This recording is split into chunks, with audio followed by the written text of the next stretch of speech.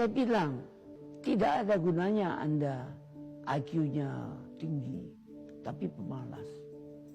Tidak memiliki disiplin. Yang penting adalah Anda sehat, mau berkorban untuk masa depan yang lebih cerah.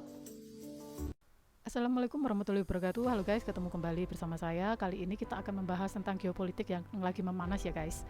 Jadi akhir-akhir ini kalian pasti tahu lah, lagi tren banget beritanya bahwa harga minyak dunia sudah naik sampai menembus angka $200 Amerika Serikat per barel.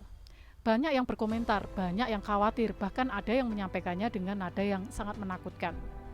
Mari kita bahas pelan-pelan saja dan dengan kepala dingin dan fakta yang sebenarnya, supaya kita tidak salah paham dan tidak terlalu panik yang tidak perlu. Oke? Kenapa harga minyak bisa naik setinggi ini? Pertama, mari kita pahami dulu penyebabnya. Kenaikan harga ini bukan terjadi karena kesalahan kita sebagai bangsa, melainkan karena kondisi dunia yang sedang tidak menentu. Sorry ya guys kalau ada suara yang agak ribet, ada perbaikan jalan. Dan lagi hujan gede di sini. Oke, kita kembali ke topik. Ada gangguan di jalur pelayaran sangat penting di Laut Merah dan Selat Babel Mandeb.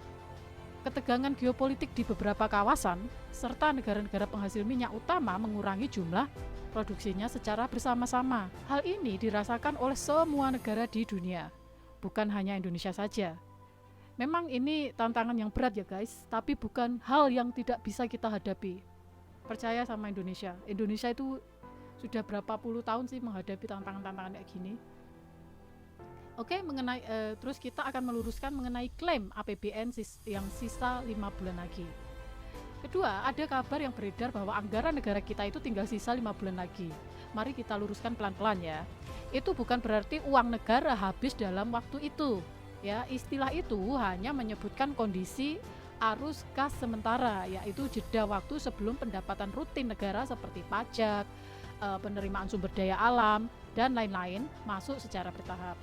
Padahal anggaran negara untuk 1 tahun penuh itu sudah disiapkan, direncanakan, dan disyahkan sejak awal. Pemerintah juga sudah menyiapkan cadangan dana dan langkah penyesuaian jika terjadi kondisi seperti ini. Dampak nyata dan apakah Indonesia sudah siap? Memang benar, kenaikan harga ini membawa dampak nyata. Beban subsidi energi menjadi lebih berat, biaya angkut barang naik, dan kita memang harus berhemat serta menyesuaikan pengeluaran. Dan untuk pernyataan yang sering ditanyakan, apakah Indonesia sudah siap menghadapi krisis ini? Jawabannya, Indonesia sudah menyiapkan langkah-langkah yang matang sejak jauh hari. Dan saya percaya itu, kalau Indonesia mampu menghadapi krisis ini. Karena saya sudah berpuluh-puluh tahun menghadapi krisis yang mengguncang Indonesia, ya. Mungkin bagi generasi-generasi yang baru lahir tahun 90-an ke atas itu nggak akan tahu seperti apa Indonesia dulunya. Oke, kita kembali ke topik ya. Pertama, kita punya cadangan devisa dan dana ketahanan fiskal yang cukup aman untuk menahan guncangan harga dunia. Kedua, pemerintah sedang menyesuaikan pengeluaran, mengalihkan pos yang kurang mendesak untuk dialihkan ke kebutuhan energi dan perlindungan rakyat. Ketiga, kita memastikan bantuan sosial dan subsidi energi tetap sampai tepat sasaran kepada rakyat yang paling membutuhkan. Keempat, Indonesia terus mempercepat pengembangan energi terbarukan serta memanfaatkan kekayaan alam dalam negeri seperti batu bara, gas bumi, dan potensi energi baru lainnya supaya Indonesia tidak terlalu bergantung pada minyak impor. Jadi teman-teman, tantangan ini memang ada, tapi kita tidak datang dengan tangan kosong. Indonesia punya persiapan, punya rencana, dan kekuatan bersama untuk melewatinya. Intinya, mari kita hadapi setiap berita dengan kepala dingin dan cek fakta dulu ya.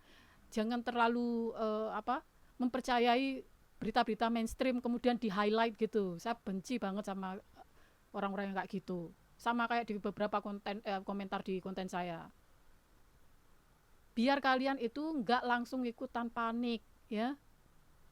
Kalau penjelasan ini bermanfaat dan membuat kalian lebih tenang serta paham kondisi sebenarnya, silakan disebarkan ke orang lain supaya mereka itu juga tidak ikut tertipu narasi yang berlebihan. Jangan lupa like, subscribe, dan sampai jumpa di pembahasan berikutnya. Terima kasih untuk kalian semua yang telah mengikuti video saya sampai habis. Wassalamualaikum warahmatullahi wabarakatuh. Tanah air, ku tidak lupakan, kan terkenang selama hidupku.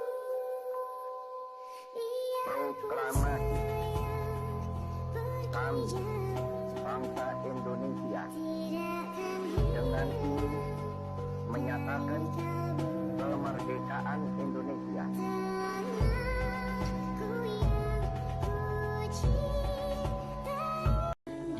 Jakarta, 17 Agustus 1945, atas nama bangsa Indonesia, Soekarno, Hatta. Jemariku